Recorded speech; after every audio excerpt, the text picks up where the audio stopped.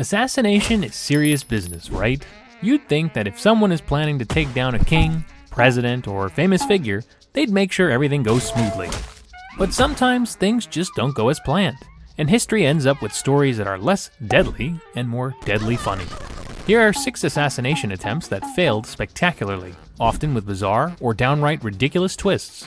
Sit back and get ready to laugh at some of the most entertaining fails in history. Franz Ferdinand's killer gets sidetracked by a sandwich.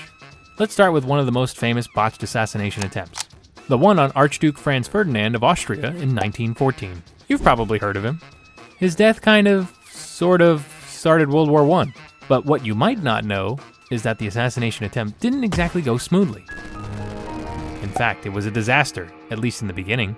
The group of would-be assassins was a gang of young revolutionaries from Serbia, and they had a pretty simple plan. Throw a bomb at Franz Ferdinand's car. Easy, right? Except when one of them tossed the bomb, it bounced off the car roof and exploded behind the vehicle. Instead of hitting the Archduke, it just injured a bunch of bystanders. So, what do you do after a failed assassination? Well, apparently you get a sandwich. The would-be assassin, Gavrilo Princip, was feeling pretty bummed about how badly things had gone. He wandered into a local cafe to drown his sorrows with some food. Meanwhile, Franz Ferdinand, who had survived the bomb, decided to visit the people who were hurt in the hospital. And here's where things get weird. His driver took a wrong turn. And guess where the car ended up? Right outside the cafe where Princip was munching on his sandwich. Princip, shocked by his incredible luck, and probably with some mustard on his face, jumped up and shot the Archduke and his wife. So while the assassination technically worked, eventually, the real story is how close it came to failing because of a bad sandwich break. Napoleon III's attackers just can't count. Napoleon III, the nephew of the Napoleon Bonaparte, was the Emperor of France in the mid-1800s. Now, there were quite a few people who didn't like the guy and wanted him out of the picture. One of those people was an Italian revolutionary named Felice Orsini, who hatched a grand plan to kill Napoleon using bombs. Orsini was no amateur. He put a lot of thought into this. But when the day came, well, let's just say math wasn't his strong suit. Orsini's plan was to throw several bombs at Napoleon's carriage as it passed by. He figured that if one bomb didn't do the job, the others would. Sounds reasonable enough. So he got a bunch of co-conspirators, handed them each a bomb, and waited for the emperor to roll by. The moment came and boom! The first bomb exploded. Then another. And another. Chaos! People screamed, smoke filled the air, and there was rubble everywhere. It was a total mess. Except Napoleon wasn't hurt. In fact, he wasn't even scratched. Orsini and his friends had miscalculated the timing. They threw their bombs too soon, and instead of blowing up Napoleon, they just blew up the empty street in front of him. Napoleon's carriage rolled through the aftermath without a hitch, probably with him looking out the window, wondering what all the fuss was about. As for Orsini, well, he didn't exactly escape the scene. He was captured and later executed. Moral of the story, if you're going to try something like this, make sure you can count. The British spy who couldn't swim. Operation Foxley. During World War II, the British Secret Service decided it would be a great idea to assassinate Adolf Hitler. After all, it seemed like a good way to end the war early, right? Enter Operation Foxley, one of the most daring and oddly funny plans to take down the Nazi leader. The British knew that Hitler liked to visit a secluded mountain retreat called the Berghof, where he would take relaxing strolls in the morning. Their brilliant plan? Send in a sniper to shoot him while he was out enjoying nature. Simple, direct, and hard to mess up, right? Wrong. The problem was, the spy they picked for the mission couldn't swim. Why does that matter? Well, the plan involved parachuting the sniper into Austria, then crossing a river to get close to Hitler's retreat. But nobody checked if the sniper could actually swim before sending him out. As it turned out, he couldn't, and the river was too fast for him to cross. So, instead of taking out Hitler, the poor spy found himself stuck on the wrong side of the river, looking longingly at the place where he was supposed to complete his mission. The operation was called off, and Hitler, obviously to how close he came to getting shot, continued his morning walks.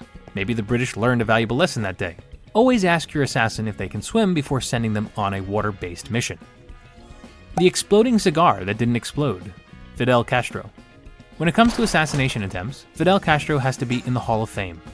The former Cuban leader survived an estimated 600 assassination attempts. That's a lot of people trying to kill you. And while many of the attempts were more serious, some were just downright laughable. Case in point, the exploding cigar. The CIA had all sorts of bizarre plans to kill Castro.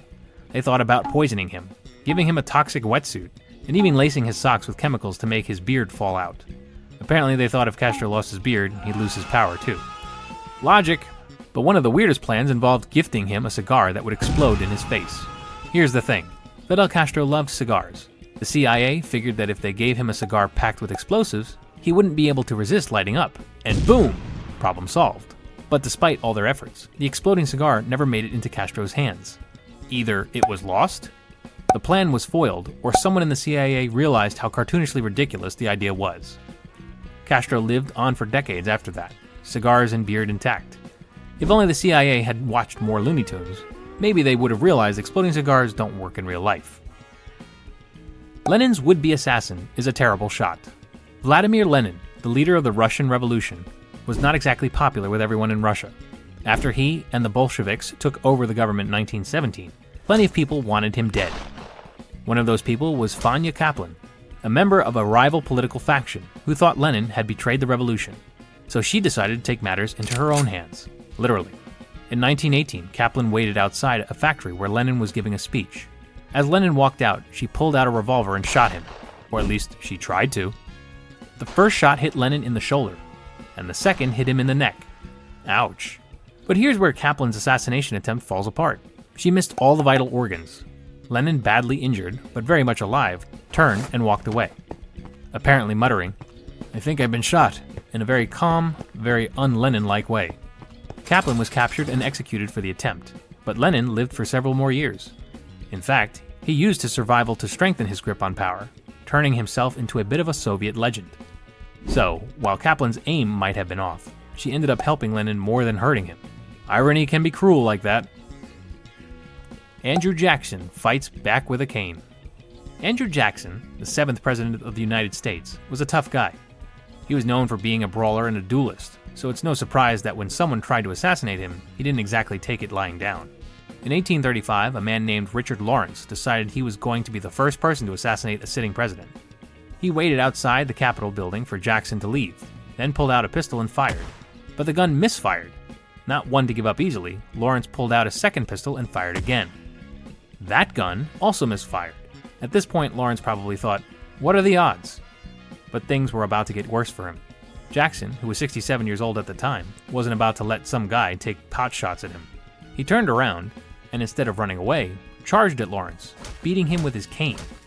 Nearby bystanders, including Davy Crockett, yes, that Davy Crockett, helped tackle Lawrence and pull him away before Jackson could beat him senseless. Later, it was discovered that both Lawrence's pistols were in perfect working order. They had just misfired due to bad luck and moisture in the air. So not only did Jackson survive, but he also got to enjoy the rare experience of personally fighting back against his would-be assassin. You can bet Lawrence never saw that one coming. Conclusion: assassination is harder than it looks. As we've seen from these stories, assassination is apparently a lot harder than movies make it look. Whether it's miscounting bombs, failing to swim, or just having a gun that refuses to cooperate. History is full of failed attempts to kill important figures. And while the reasons for the failures are often strange or hilarious, one thing is clear: bad luck, or bad planning, can turn even the deadliest of plans into a comedy of errors. So next time you watch a spy movie where the villain's assassination attempt fails in some ridiculous way, remember, it's not just Hollywood making things up. Sometimes truth really is stranger and funnier than fiction.